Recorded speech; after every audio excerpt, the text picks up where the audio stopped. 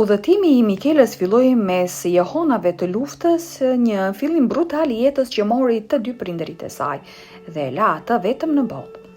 Rruga e saj ndryshoi kur ajo u adoptua nga një grua, dashuria dhe dhëmshuria e palëkundur e së cilës do të ndryshonin tërësisht të ardhmen e saj.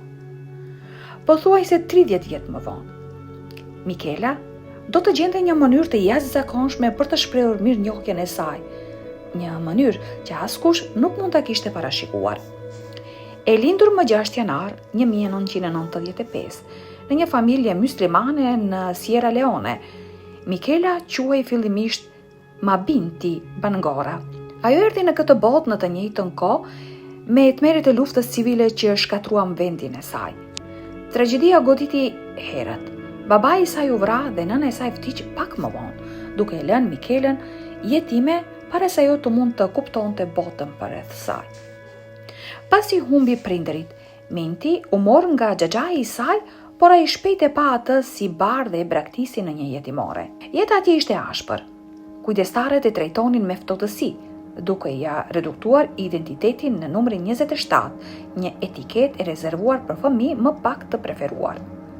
Mabinti gjithashtu vuante nga vitiligo, një sëmundje e lëkurës që shkaktonte njolla me ngjyrë të ndryshme në fytyrën dhe qafën e saj, duke bërë ato objekte ngacmimeve të pamëshirshme për shkak të pamjes së saj.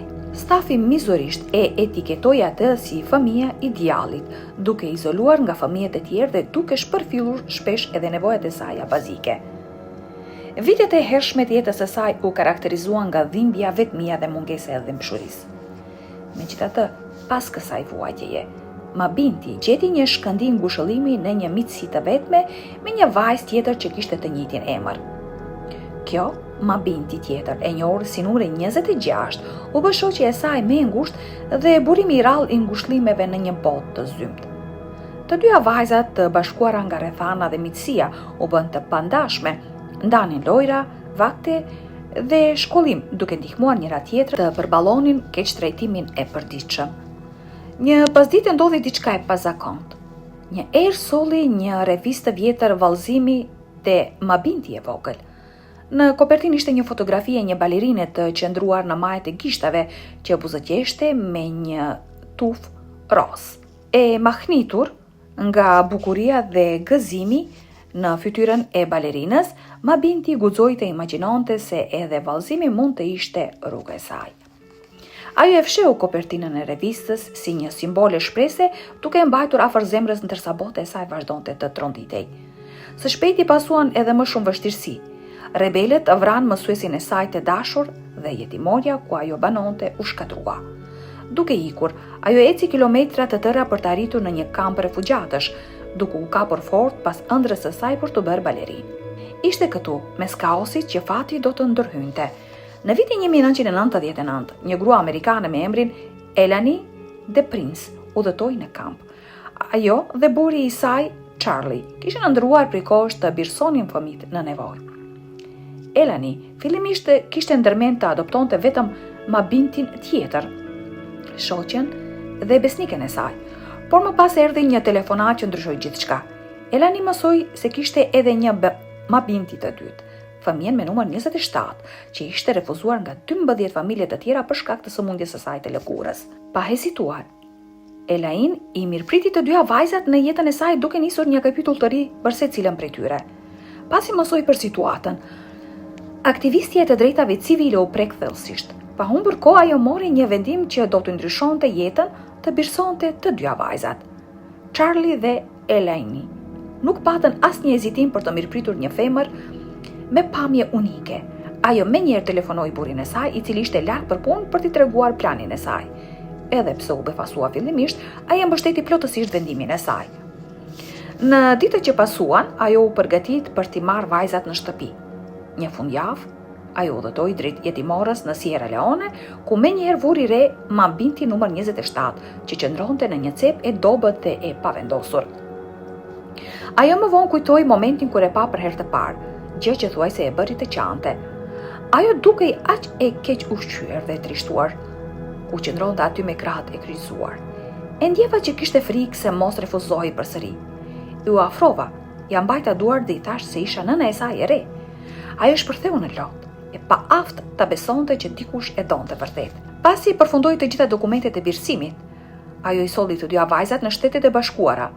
Për të shmangur konfuzionin, ajo vendosi t'u jepte emrin numrit 26, u bë Maja Mabinti de Prince, dhe numri 27 u bë Mala Mabinti de Prince.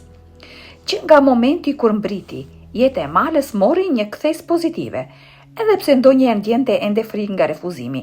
Prindërit e saj adoptues i ofruan një dashuri dhe mbështetje që ajo nuk e kishte njohur kurrë më parë.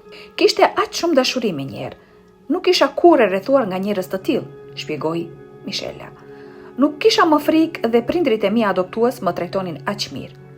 Një mbrëmje pas darke, Michela ndau me Elani kopertinën e revistës së saj të çmuar, duke shpjeguar ëndrrën e saj për të pasur këpucë me maje si balerinat.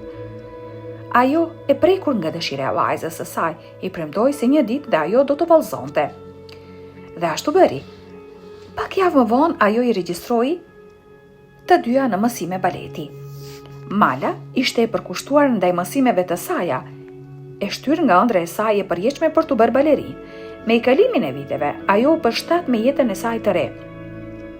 Dhe me nënën, gjithmonë pranë saj, duke mbështetur dhe duke kaluar orë të tëra, duke përshtatur kostumet e vallëzimit për të përshtatur ngjyrës së lëkurës së Malës. Megjithse Michela shkëlqente në vallëzim, ajo vazhdonte të luftonte me pasigurinë për pamjen e saj, veçanërisht për shkak të sëmundjes së lëkurës. Por vendoshmëria e saj për të vërtetuar vlerën e vet, për veten dhe për të tjerët, mbeti e fortë. Ajo mezi priste performancën e saj të parë përpara një audiencë të madhe e gatshme për të ndarë pasionin e saj për vallëzimin. Më në fund erdhi dita e performancës së parë të baletit të Malës, e veshur dhe përgatitur. Ajo vrapoi drejt nënës së saj adoptuese, e ulur në publik dhe me nervozisëm e pyeti: "Mami, a i sheh njollat në lëkurën time?" Nëna e saj i dhuroi një buzëqeshje inkurajuese dhe i tha: "Vështirë se i dalloj, duken si pluhur zanash." E qetësuar Mala u përgjigj: "Atëherë mund të jem një balerinë e vërtet?" Performanca e saj shkoi mrekullisht, duke shënuar fillimin e vetbesimit të saj të ri. Me kalimin e majave, Michela u ndje gjithnjë e më rehat në lëkurën e saj dhe në moshën 17 vjeçare ajo arriti një pikë kthese të madhe duke u bërë balerina më e re në teatrin e vallëzimit në Harlem në New York City.